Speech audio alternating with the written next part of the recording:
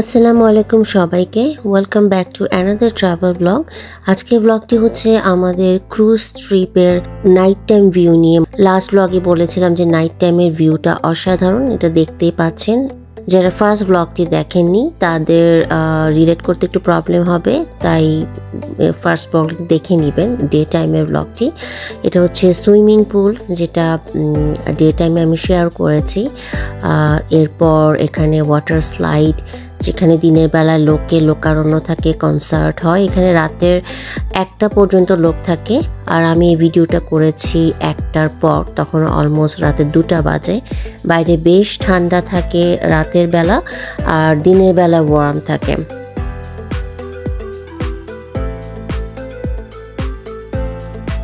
এটা হচ্ছে ক্রুজের ভেতরে। এখানে শপিং মল আছে, ক্যাসিনো আছে, বার, পাব, এগুলো তো আছেই।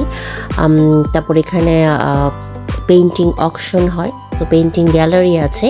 আর এই অংশটা হচ্ছে ক্রুজের সবচেয়ে অ্যাট্রাকটিভ অংশ আমি বলবো। এটা একদম সেন্টারে বিশাল একটা শ্যান্ডেলিয়ার, পুরো স্টেয়ার্সটা গ্লাস এবং লাইট দিয়ে ডেকোরেশন করা হয়েছে।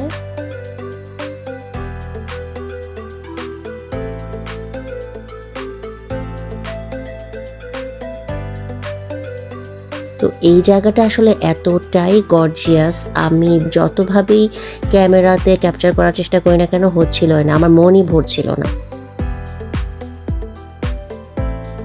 দেন এর উপরের ফ্লোরে চলে গেলাম, যেখানে আছে বার অ্যান্ড রেস্টুরেন্টস।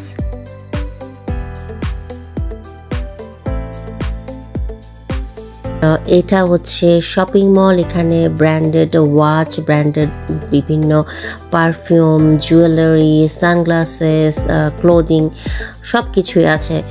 এখানে ক্যাসিনো, এক সাইডে শপিং মল এবং আরেক সাইডে ক্যাসিনো।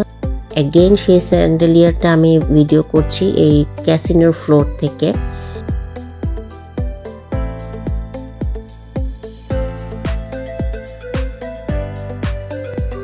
এই শ্যান্ডেলিয়ার অ্যান্ড গ্লাস স্টেয়ার্স এখানে আমি বেশ কিছু ফটো তুলেছি। যেহেতু ক্রুজের মেইন সেন্টার পার্টে এই অংশটা, সবাই এখানে খুবই ভিড় করছিল, ফটো সেশন হচ্ছিল। ওখানে প্রফেশনাল ফটোগ্রাফারও ছিল, আপনাকে পে করতে হবে তার জন্য। তো প্রফেশনাল ফটোগ্রাফারও ছবি তুলছিল, স্পেশালি যারা নিউ কাপল, এখানে হানিমুন করতে যায় অনেকে, সো তাদের ফটোশ্যুট হচ্ছিল। আমি নানান অ্যাঙ্গেল থেকে এই জায়গাটার ভিডিও করছিলাম, যেটা আগেই বলেছি কিছুতেই আমার মন মতো হচ্ছিল না, তারপর যতটুকু পসিবল ভিডিও করেছি। আর এটা ছিল একটা রেস্টুরেন্টের ওয়াল, পুরোটাই জুড়ে লাইটস। আমরা এখন লেজার ট্যাগ খেলতে যাচ্ছি।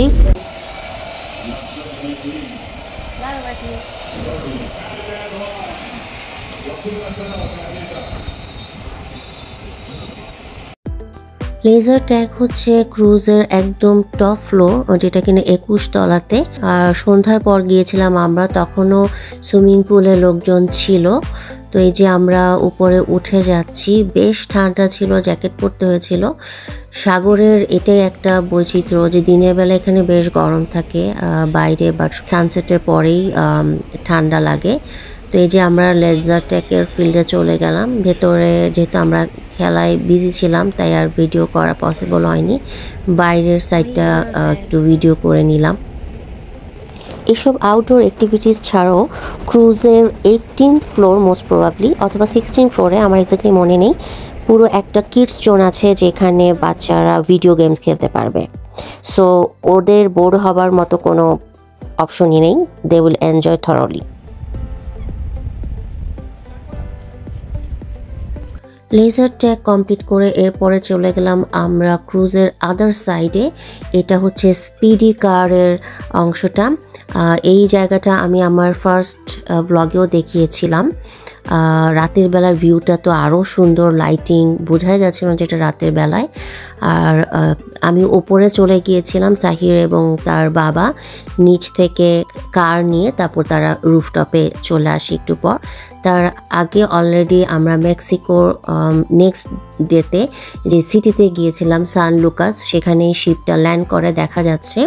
রাতের বেলা এখানেই থাকবে, আর সকালে আমরা এই সিটি ট্রিপে যাই। তো ওটা কিছুটা আমি ভিডিও করে নিলাম। এই যে অলরেডি রেস শুরু হয়ে গিয়েছে। ব্লু জ্যাকেট পরা সাহিরকে দেখা যাচ্ছে।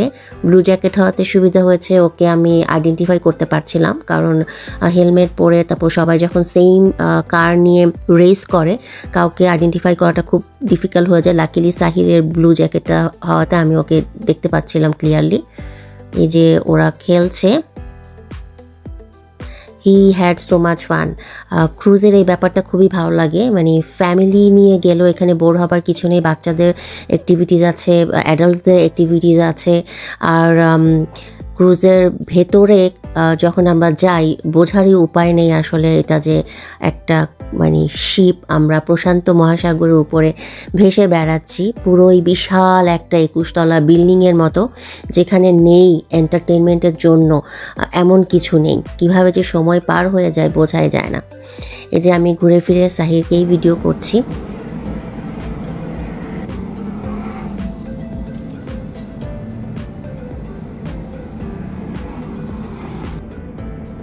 এই যে ওদের রেস শেষ, আমি কথা বলতে বলতে লেজার ট্যাগ, তারপর স্পিডি কার রেস, এটা করে সবাই একটু টায়ার্ড বা হাংরিও হয়ে গেছিলাম। তারপর আমরা ডিনার করতে চলে যাই। আসলে খাবার এখানে ডিনার, লাঞ্চ এবং ব্রেকফাস্ট তিনটেই বাফে অপশন আছে, যেখানে কন্টিনেন্টাল থেকে শুরু করে সব ধরনের রেস্টুরেন্টই আছে। আমাদের Indian, Asian, Italian, American, sea food হতে শুরু করে মানে প্ল্যান্টি অফ ফুড, কোনটা রেখে কোনটা খাবো। প্রথমে বাফের ওখানে গিয়ে একটু চেক আউট করি, তারপর আমরা আবার প্রাইভেট রেস্টুরেন্টে যাই। এখানে আমরা সি ফুড খাই মোস্টলি।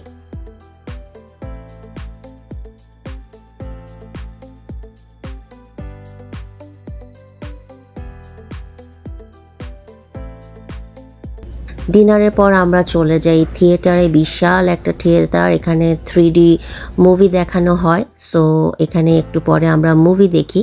তো এই যে আপনারা একটা আইডিয়া পাচ্ছেন যে ক্রুজের ভেতরেও অসংখ্য জিনিস আছে যেগুলো আমরা এক্সপ্লোর করতে পারি। তারপর মুভি দেখার পর আমরা চলে গেলাম কনসার্টে। দিনের বেলায় কনসার্ট হয় হচ্ছে পুল সাইডে, আউটসাইডে, আর রাতের বেলা যেহেতু ঠান্ডা, একটার পর আবার এখানে কনসার্ট শুরু হয়। তো যে প্রচুর লোকজন, যেখানে কনসার্ট হচ্ছে সেখানে এবং উপরের ফ্লোরও। তারপরে এখানে স্ট্যান্ড আপ কমেডিও হয়। তো এই যে কনসার্টে লোকজন নাচ গান রিল্যাক্স মোডে সবাই ফান করে।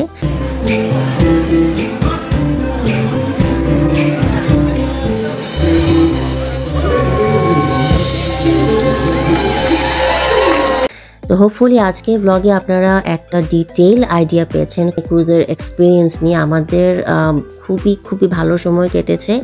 Once in a lifetime হলেও আমি রিকমেন্ড করব এই ধরনের একটা ক্রুজে যাওয়ার। ইনশাল্লাহ আমাদেরও ইন ফিউচার ইচ্ছা আছে আবারও যাওয়ার।